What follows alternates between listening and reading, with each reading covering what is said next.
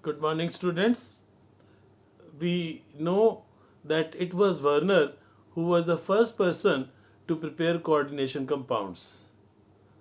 Now, in order to explain how the various atoms or groups they are attached to the metal atom or ion, he gave his first theory called Werner's theory of coordination compounds.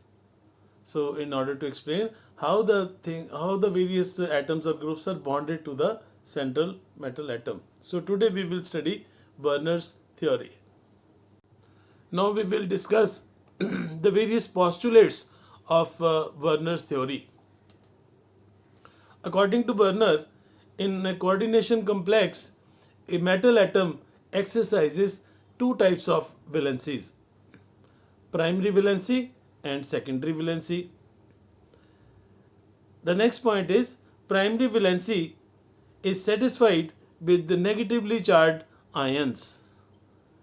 Primary valency of an atom is equal to the oxidation number of that metal atom or metal ion. These primary valencies they are ionizable, and these are represented by dotted lines.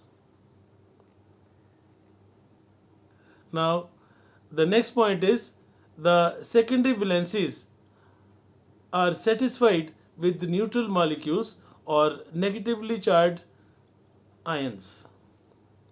Now, secondary valencies they are non-ionizable.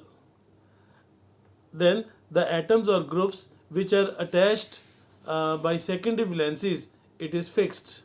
That means the secondary valency of an atom is fixed and it is equal to coordination number of that metal atom or ion. The secondary valencies they are non-ionizable. A metal atom satisfied both these valencies, primary valencies also and secondary valencies also, during the formation of coordination compounds.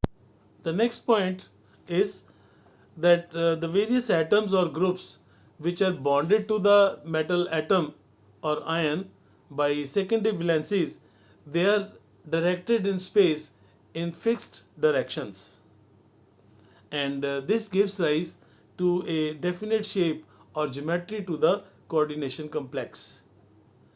Such a spatial arrangement nowadays is known as coordination polyhedron. And the last point is primary valencies are non-directional. Secondary valencies they are directional, whereas primary valencies they are non-directional. According to Werner, the most common geometrical shapes which are shown by coordination complexes they are octahedral, tetrahedral or square planar. So given below are the examples of these complexes. Now we will discuss about the limitations of Werner's theory. Werner's theory could not explain why only certain transition metal atoms or ions they are forming coordination compounds. Why not all types of atoms? So this was the first limitation. Then Werner's theory could not explain why coordination compounds they have definite geometries. The third limitation which Werner's theory could not explain was that why certain coordination compounds possess definite magnetic and optical properties. So these were the limitations of Werner's theory. So to explain these things, these limitations, other theories were put forward.